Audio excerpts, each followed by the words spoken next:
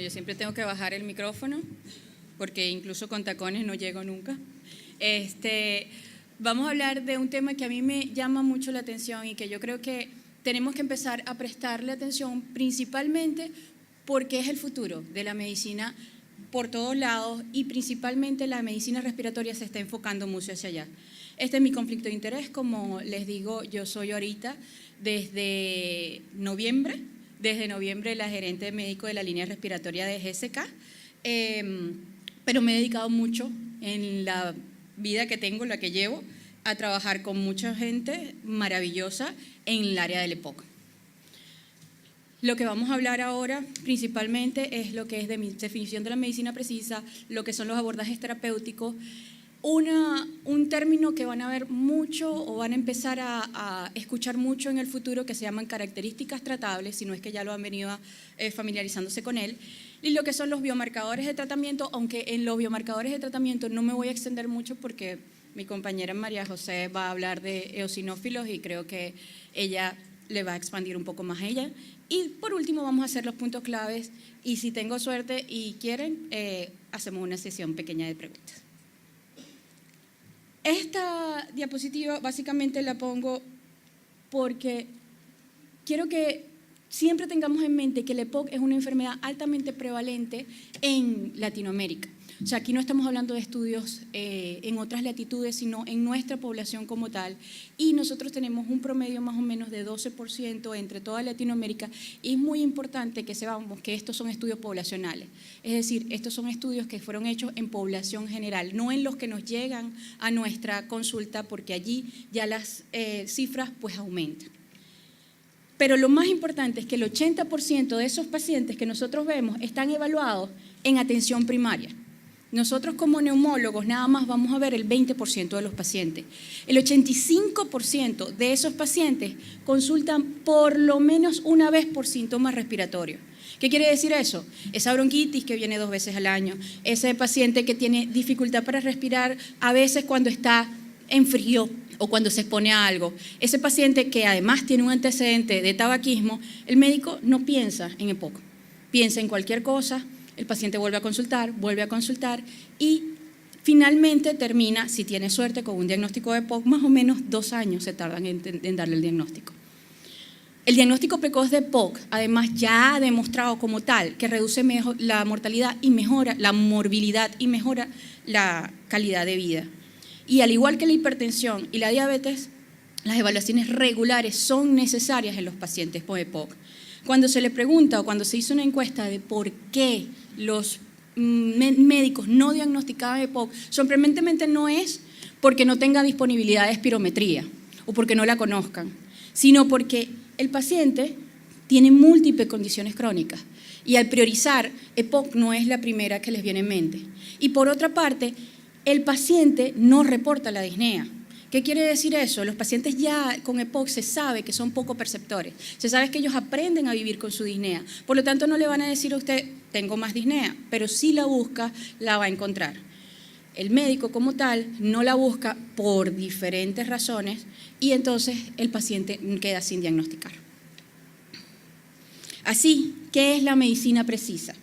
La medicina precisa, se me pierde esto, la medicina precisa es un concepto que nació de oncología, no nació de neumología. Sin embargo, desde más o menos el 2010 se está adaptando. Y la medicina precisa muchas veces la hacen como un equivalente, como una sinonimia con lo que es la medicina personalizada y son cosas que si bien tienden a tener ciertos rasgos comunes, también tienen ciertos rasgos que se difieren. Y básicamente que la medicina personalizada es lo que usted hace personalmente con cada paciente. La medicina precisa tiene otra cosa, que es que son los tratamientos dirigidos a las necesidades individuales de los pacientes que se basan en características genéticas, biomarcadores, fenotipos o características psicosociales que distinguen a un paciente de otro. ¿Qué es lo que busca la medicina precisa? Buscar los mejores resultados clínicos con tratamiento, minimizando lo que son los efectos secundarios. Entonces, ¿qué es en realidad el objetivo? Si podemos resumirlo en una frase, ¿cuál es el objetivo de la medicina precisa? Buscar la mejora entre el riesgo-beneficio. lo cual quiere decir que la medicina precisa no es individual para cada uno de los pacientes, sino para un grupo de pacientes. Uno, tomando en cuenta ciertos parámetros, puede establecer cuál es el tratamiento que le va a tener mejor beneficio a su paciente. ¿Cuáles son los abordajes terapéuticos? Precisamente, ¿cómo es que vamos a hacer a la medicina precisa más precisa? ¿Ok? Parece un trabalengua, pero eso es lo que todos nosotros queremos. Todos nosotros en el consultorio, cerrando la puerta, lo que queremos a este paciente que le vaya bien, queremos a este paciente que no nos tenga efectos secundarios. Se han propuesto diferentes cosas. Esta es una de las que a mí particularmente más me ha agradado leer, que es la teoría del panel de control. La teoría del panel de control fue propuesta por el doctor Álvaro Agustí y el doctor Woodruff, en donde imagínense que ustedes van en un avión y en ese avión tienen un panel de control, precisamente, y ustedes están viendo la altitud, la latitud. Con un paciente es lo mismo. Lo único que lo dividimos en tres ítems: la severidad, la actividad y el impacto. La severidad y la actividad no son sinónimos. Muchas veces el paciente que es más severo, vamos a poner el antes llamado GOL 4, ¿okay?, que es el más severo de todos o más grave, probablemente la enfermedad no está tan activa porque ya el pulmón está destruido, ya no hay tanta actividad presente. ¿Ok? Entonces, para ver la severidad, lo que hay que ver son los parámetros clínicos. En eso sería el BEF1, la hiperinsuflación, la cantidad de oxígeno, las comorbilidades, la caminata 6 minutos. Cuando nos vamos a la actividad, entonces ahí vemos cuáles son las cosas que nos indican que ese paciente puede ir progresando, y eso va a ser la declinación del BEF1, el tabaquismo si es activo o no, las exacerbaciones, el peso, los biomarcadores. Y el peso, quiero hacer especial mención que siempre tienen que prestarle atención al peso del paciente.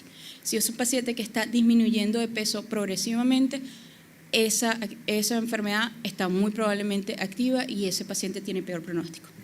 Y el impacto, allí por supuesto lo que siente el paciente, MMRC, CAT, actividad diaria. ¿Cuál es el problema de esta maravillosa propuesta? Que aquí no prioriza nada. Básicamente aquí no se prioriza nada, lo deja muy a la interpretación de la persona, y por supuesto esto también conlleva a errores que pueden ser fatales o no. Otra propuesta es la parte de ver los diferentes pisos en donde se construye la enfermedad. Tenemos un piso genético, un piso biológico, una red clínica o una red ambiental. Tranquilos, no le voy a hablar de cada uno de estos, esto es bastante largo. Lo que quiero es que vean que de esto ya se está hablando, de construirlo, de hacer una orientación más holística, tomando en cuenta todo lo que es el background genético y biológico. Sin embargo, todavía esto está muy, muy en pañales, porque el estudio de biomarcadores, salvo los eosinófilos que ya vamos a hablar en posteriores charlas, ha sido muy inconstante entre las diferentes cortes. ¿Cuál era la aproximación antigua? Hablábamos de BEF. BEF1, GOL 1, 2, 3, 4, dependiendo del grado de obstrucción. Sin embargo, después de Bode, del estudio Bode, que dijo que tenía que hacer algo multidimensional, se ha venido estudiando y se sabe que no solamente la obstrucción es lo más importante. Entonces, vino GOL con lo que es el fenotipiaje clínico. El fenotipiaje clínico sale en el 2013, pero se afina en el 2017, en donde habla de A, B, C y D. ¿Qué es el A, B, C y D? El A, B, C y D es que nosotros construimos una tabla 2x2, colocamos, por supuesto, las letras y ponemos en el eje de las X los síntomas, en el eje de la Y las exacerbaciones. Las exacerbaciones vamos a ver si el paciente tiene más de una exacerbación o 2 exacerbaciones moderadas, es decir, que reciban antibióticos y esteroides o esteroides, o una hospitalización por EPOC, lo hablamos que están entre C y D, porque son de alto riesgo. Y si estamos hablando de síntomas, aunque de esto podemos tener una disertación bastante prolífica con ciertos especialistas acá, en donde el MMRC no se corresponde tanto a este nivel de CAT, pero esto es lo que dice el documento GOL. Básicamente, si tiene más de 2 de MMRC, que es la escala modificada de la disnea, o más de 10 de CAT, este paciente es un paciente sintomático. Así, los rosados oscuros son los pacientes de alto riesgo y los rosados claros son los pacientes que hablan más de síntomas. ¿Y cuál es ese porcentaje o cuál es el porcentaje de cada uno?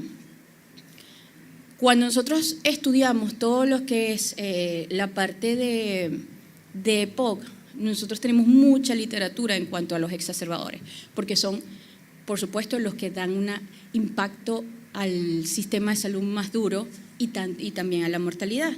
Pero cuando nos vamos a los números, nos damos cuenta que los que más tenemos es pacientes sintomáticos. Cuando estas que están en grandes son en poblaciones específicamente de EPOC. Cuando se estudia solamente EPOC en centros especializados a nivel mundial, más o menos un 60% son pacientes sintomáticos y un 40% son los exacerbadores. Este grupo C, que es muy controvertido porque tener pocos síntomas pero ser exacerbador es una teoría que tanto, más bien mucha gente dice que si usted le busca a ese paciente exacerbador, los síntomas se los va a encontrar, ya llega a ser un 11% en unidades especializadas. Pero cuando nos vamos a atención primaria, las cifras, por supuesto, esto aumenta más. Esto sería el A, el B, de tal manera que sería más o menos un 70% de sintomáticos y un 30% de exacerbadores. Y si nos vamos a los estudios poblacionales, de los cuales pocos estudios poblacionales podemos hablar de A, B, C, D, porque los estudios poblacionales en general todos han sido hechos con la clasificación del 2002. Tenemos EPOCAR, que fue en Argentina. Allí hablamos de que solamente el 5% son exacerbadores y eso se corresponde con que evidentemente si el paciente está caminando por la calle probablemente no sea el más exacerbador y lo que va a encontrar usted principalmente son sintomáticos. Así que la presencia del paciente sintomático es muy importante que se tome en cuenta. ¿Cuál es el problema también de la guía del documento GOL? Que no es una guía, pero es un documento GOL, que es el mismo problema que tienen todas las guías y es la adherencia. La gente no las lee o si las lee no las entiende. Y cuando se han hecho estudios de metaanálisis para ver cómo es el grado de adherencia, entre poca y ninguna más o menos son 66%. Poca quiere decir o adopto el diagnóstico o adopto el tratamiento o adopto una parte del tratamiento y hago una especie de híbrido. Y cuando se pregunta por qué no adoptan estas guías, la principal causa es que no se comprende la aplicación de las recomendaciones porque los neumólogos somos extremadamente complicados. Y el segundo es que no conocemos el documento como tal. La aproximación futura, este es un estudio que es una revisión que se hizo en el 2016. Yo creo que en la visión probablemente que íbamos a ir hacia allá y hablaba de lo que era características tratables. Y ya el documento GOL del 2019 se va más hacia ese lado, hacia la parte de características tratables y hacia biomarcadores de endotipo, todavía no hacia la medición de actividad para lo que es decidir lo que es el tratamiento. Pero lo más importante y lo que yo quiero que quede como, si nada más recuerdan esta frase de todo lo que dije yo hoy, yo me doy por bien servida, es que el paciente con EPOC tiene muchas cosas. Es bronquítico, tiene problemas de asma, de hecho. El doctor Carlos Torres va a hablar de ellos con ustedes. Enfisemas, comorbilidades, síntomas, hospitalizaciones, exacerbaciones, eosinófilos, edad, todo eso se confluye y nosotros no podemos pretender que con un único medicamento todos los pacientes con EPOC queden en el mismo rango. Los pacientes tienen que ser tratados de forma diferente, tomando en cuenta cuál es la característica tratable que tienen. Así, si vemos por ejemplo, vamos a hablar de la característica tratable de disnea, y esto lo tomo del documento GOL, que aunque yo no soy tan fan del documento GOL, sí le doy que en esta actualización hizo este gran avance de que usted le da el tratamiento primero que le diga la guía o que le indique su protocolo de manejo y después lo evalúa nuevamente y esa evaluación, ¿qué es lo que va a hacer? Va a mirar dos cosas, si el paciente persiste con disnea o si el paciente persiste con exacerbación.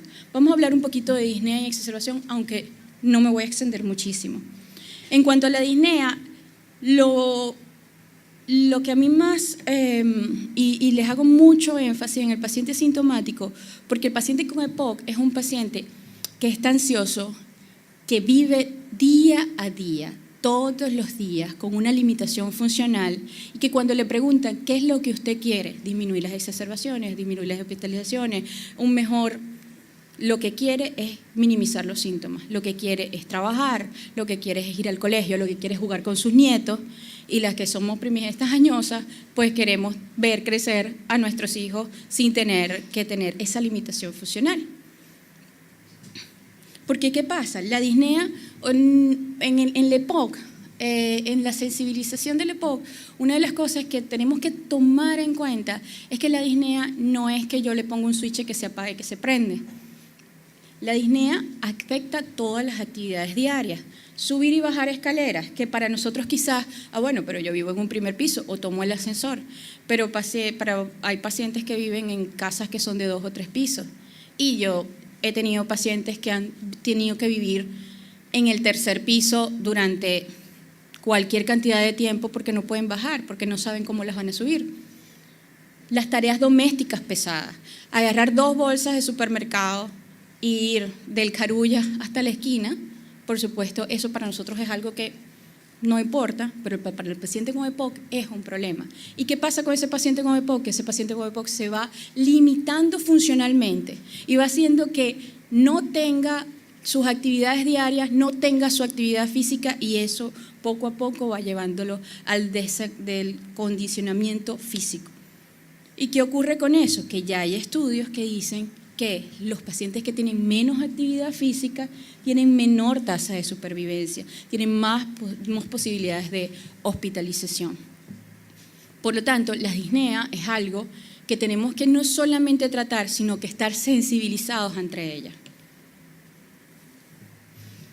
Si lo vemos por el otro lado, también los costos al sistema de salud. El paciente que tiene más disnea le cuesta más al sistema de salud en comparación al paciente que tiene una disnea con EPOC. Estamos hablando de todo paciente con EPOC que no tiene una disnea tan acentuada. ¿Qué tratamientos mejoran las disneas? Los broncodilatadores. En los broncodilatadores estamos como la LAMA, como monoterapia. Los LAMA son una buena terapia para broncolilatación y son una buena terapia para disnea. Mas, sin embargo, siempre hay que estar preguntándole a sus pacientes si ellos siguen o persisten con disnea. Una cosa que escuché una vez a un conferencista, que lastimosamente no recuerdo el nombre, creo que fue Jürgen Besbo, pero no estoy segura, que decía que cuando estuviera enfrente de su paciente, usted le tiene que preguntar, yo le cambié el tratamiento, ¿qué es lo que una cosa, que me diga 3 cosas que usted ha mejorado desde que comenzó el tratamiento? Si el paciente no es capaz de decirle a usted 3 cosas que mejoraron con que mejoró el tratamiento, tiene que cambiar el tratamiento, porque simplemente el paciente no está respondiendo, más allá de cualquier parámetro que no sea clínico. Entonces, y el 54% de los pacientes con monoterapia persisten con disnea. Entonces, si ha mejorado, tiene que estar seguro que de verdad ha mejorado. Si ese paciente se mejoró con la monoterapia, pues se queda con monoterapia. Pero si no se ha mejorado, pues hay otras terapias que también pueden utilizarse. Cuando hablamos de que persisten con disnea, va a ser independientemente del BEF que tenga ese paciente, del grado de obstrucción, porque el BEF y la sintomatología no siempre van en conjunto. Cuando vemos los estudios de los diferentes LABA-LAMA, o sea, la broncodilatación dual, y se han estudiado diferentes metaanálisis, ya se ve que eso mejora lo que son la disnea, la función pulmonar y el estado de salud, clasificado por el cuestionario de St. George. Entonces, en eso la broncodilatación dual es mucho más efectiva en el paciente sintomático en comparación con la monoterapia.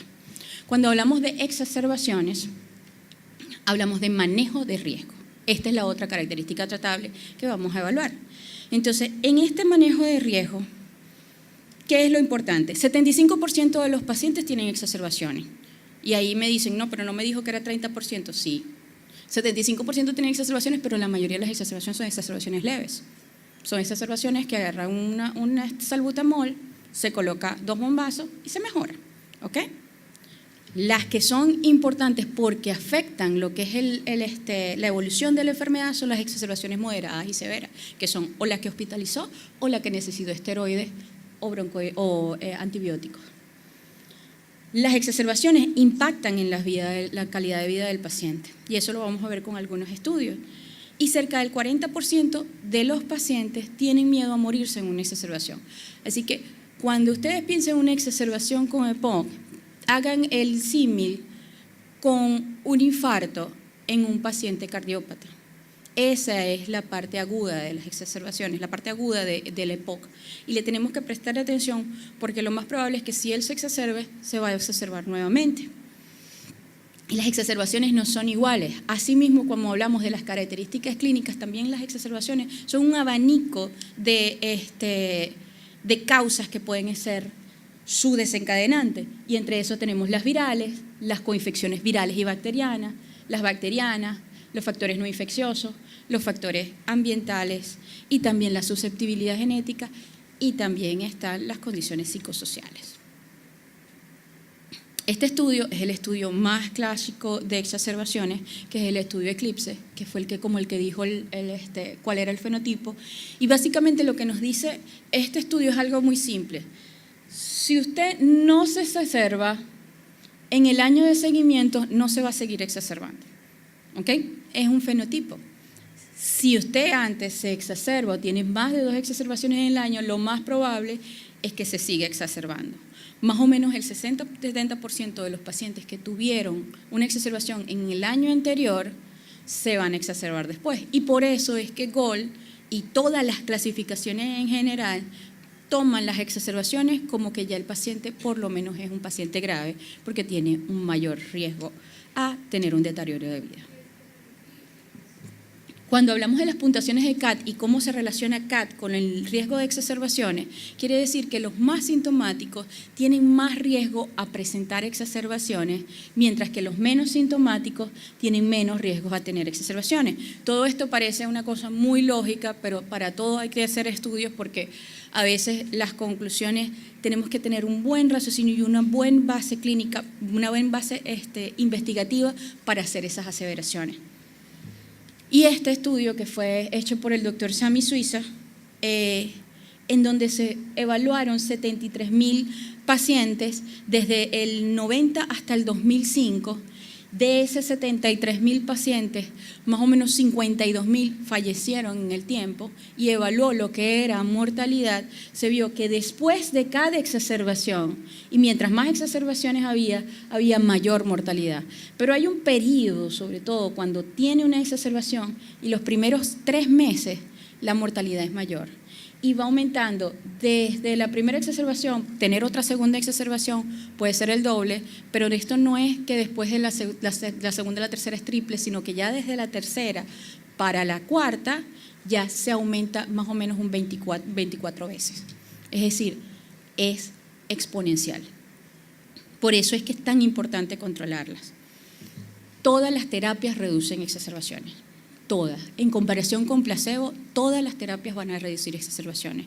Los LAMA, que han sido tratamientos clásicamente orientados hacia reducción de exacerbaciones y mejoría de sintomatología como monoterapia y en relación con el placebo, disminuyen exacerbaciones. Disminuyen exacerbaciones también en relación con otras terapias.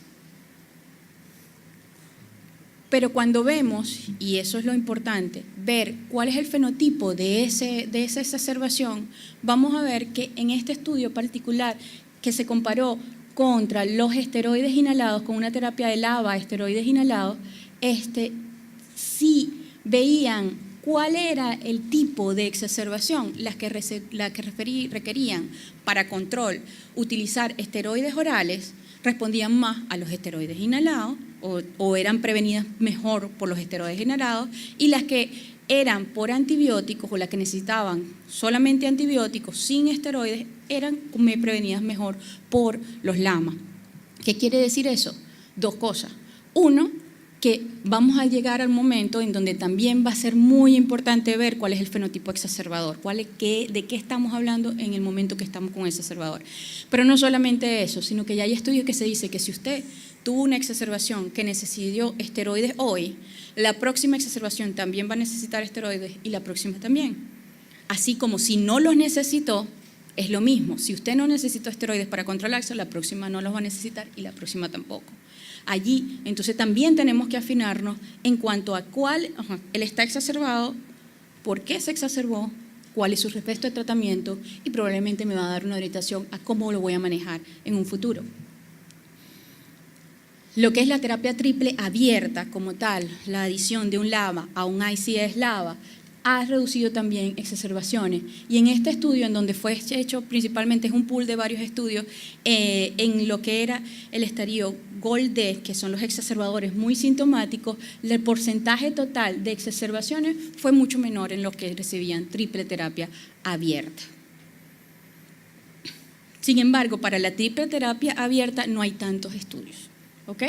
Hay estudios versus LAMA, versus ICS-LABA, versus LAMA-LAMA, pero no hay tantos estudios que sean contundentes. Sí disminuye exacerbaciones, pero siendo muy responsables, triple terapia abierta todavía le falta para decidir completamente con contundencia qué se va a tomar. Cuando hablamos de biomarcadores, y aquí me voy a detener muy poco, yo solamente quiero decirles que ¿por qué nosotros hacemos biomarcadores en EPOC? Porque los biomarcadores en EPOC nos orientan a ver, nosotros vemos el EPOC como un todo. Este es un paciente con EPOC y lo vemos así, y vemos dos pacientes que están al lado. Pero nosotros no estamos viendo lo que está pasando dentro de ese paciente con EPOC. Y muy probablemente los puntos terapéuticos son diferentes en aquellos pacientes con EPOC, por lo cual se han propuesto diferentes biomarcadores. Estamos hablando de biomarcadores diagnósticos y predictivos en cuanto a declinación del BF1, marcadores pronósticos que nos vinculan a mortalidad y marcadores de tratamiento. Todos estos son los que están más validados. Los marcadores genéticos que vemos aquí son los que se han replicado en diferentes cortes. Tenemos marcadores en donde nos dicen que probablemente si usted no le da tanto hierro al paciente, el paciente no va a tener tanto efisema, que es el IRB2. Vemos marcadores que hablan de repente tienen más adicción o menos adicción a la nicotina. Hay marcadores de que hagan más bronquitis crónica o no, y hay marcadores de lo que son la parte de envejecimiento precoz, en la parte de genética.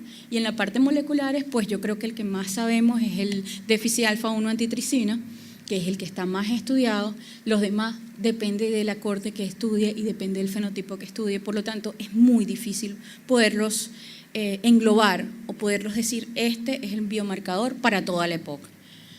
Lo que sí sabemos son los marcadores de tratamiento, que son los eosinófilos periféricos. Como les digo, esto lo va a tratar más la doctora María José. Solamente quiero que en este mismo tono de medicina precisa se sepa que el usar ICS-LABA versus un LAMA depende mucho la respuesta de tratamiento va a depender mucho de cuáles son los niveles periféricos de eosinófilos. Entonces, mientras más niveles periféricos de eosinófilos tenga, más respuesta de tratamiento tiene. Y eso ha sido constante, inclusive en un estudio en donde se hizo el retiro de esteroides inhalados en los diferentes pacientes, se vio que mientras más eosinófilos tenía, peor le iba cuando se les retiraba. En este estudio, que también lo va a mencionar la doctora, vemos que este estudio determinó, lo que hizo que a partir de 100 eosinófilos la respuesta se vuelve dudosa en cuanto a los esteroides inhalados. Mientras más alto tengan los eosinófilos, el paciente va a tener una mejor respuesta a esteroides inhalados, pero todavía eso está, el área entre 100 y 300 es un área que está muy controvertida. Lo otro que hablamos en esto son mucho lo que es el riesgo de neumonía, y ahí siempre hay que hablar de lo que es riesgo-beneficio, y entre esos riesgo-beneficio, por supuesto, está qué tanto yo prevengo hacer las exacerbaciones, a qué tanto puede tener el paciente neumonía. Ya eso es una práctica que tiene que ser, como tenemos que llegar a un consenso, pero tenemos que tenerlo siempre muy en cuenta. Es un riesgo real, la neumonía es un efecto secundario de clase. Todos los pacientes que reciben ICS, no como monoterapia, por supuesto, pero ICS en cualquier combinación pueden tener más riesgo de neumonía, más sin embargo se previenen más exacerbaciones en los pacientes que tienen indicación de ICS-LABA con el ICS-LABA o con la triple terapia abierta versus el riesgo que tenga de tener neumonía, que generalmente son neumonías no fatales. No me extiendo acá, solamente traigo a colación porque Gold en la parte de revisión de biomarcadores hizo esta tabla, que es la estrategia de Gold, en donde se le ponen ciertos parámetros que nos van a dar lo que es la respuesta de tratamiento como tal. Por último, ya hablamos de los puntos claves. Quiero recalcar que la EPOC es la tercera causa de muerte en el mundo, que es heterogénea y compleja, con numerosos endotipos que pueden tener una misma manifestación y no necesariamente respondan a un mismo tratamiento. La medicina precisa es el futuro de la medicina del tratamiento de EPOC, pero no solamente en el tratamiento de EPOC, sino que ya es una realidad en el tratamiento de asma con los diferentes biológicos, ya que ayuda a minimizar los efectos adversos, maximiza los efectos positivos de los tratamientos. El uso de características tratables es mucho más amigable que cualquier otra guía. Si usted se pone como metas poder controlar una disnea o unas exacerbaciones, es mucho más realista o mucho más amigable que A, B, C, D, alto, moderado, leve, severo, porque lo puede orientar mucho más. La broncodilatación máxima en los pacientes sintomáticos tiene unos buenos estudios. Los esteroides tienen indicaciones muy precisas a quién se le van a colocar. Los biomarcadores pueden ser utilizados para indicar parámetros clínicos, sin embargo, no hay todavía claridad sobre si los eosinófilos son un blanco terapéutico. En asma sí, son un blanco terapéutico, en EPOC no se sabe si son solamente un marcador o si son parte del mecanismo fisiopatológico. Y tenemos que tomar en cuenta un todo cuando vemos al paciente. Tenemos que tomar el futuro va a ser tomarlos desde el punto de vista genética, biológico, clínica y ambiental. Por último, quiero agradecerles muchísimo por esta invitación y lo más importante es el tratamiento adecuado para el paciente adecuado. Gracias.